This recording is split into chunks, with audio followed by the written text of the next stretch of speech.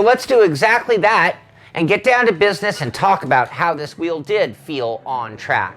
My first testing was done with my favorite of the Fanatec wheel rims that I have, and that's the Porsche 918 wheel. This particular rim is very large and has your hands in a very wide driving position. On the straights, the wheel is fairly quiet with the exception to the feeling of any bumps or dips in the road that you will notice. There is no center wobble or additional noise being felt in the wheel while going straight. There is little or almost no dead zone, so any wiggle in the wheel will result in a change of direction in the car. Even at this point, you can feel the resistance of the tires, the suspension, and the steering system ready to fight your input if anything beyond going straight is done on the wheel.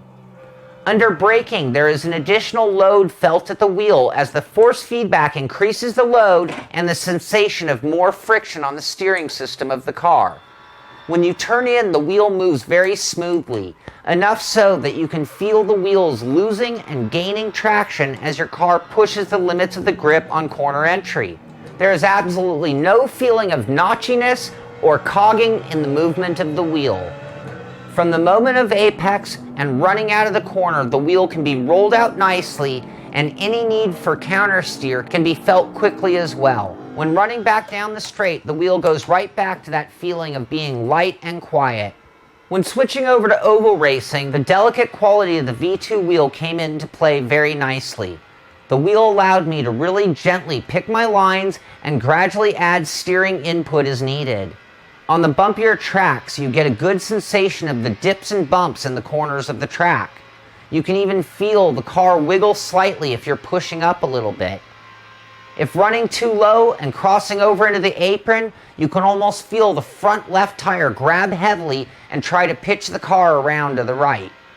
And when coming off the corners perfectly, the wheel's sensitivity and delicate feel allows for the needed counter steering and a bit of throttle control for high-speed corner exits. I did also do a fair amount of testing using the carbon formula rim. This rim really changes the speed and reaction time of the wheelbase. It actually blows me away how much certain cars can be better matched with a different wheel. When it comes to Formula One car and the quicker open wheelers, this combination felt much more proper and better timed with the type of driving. All of the qualities of the wheel feel the same, however, the delivery and the strength feels a touch stronger.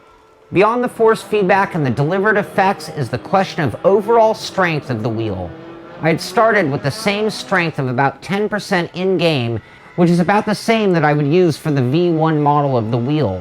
At that strength, I was most comfortable for my driving style. I found that at that level it was a bit stronger than the V1 model, but not to a huge new level. But what was very noticeable is how much more clearly the force feedback effects were being felt through this wheel.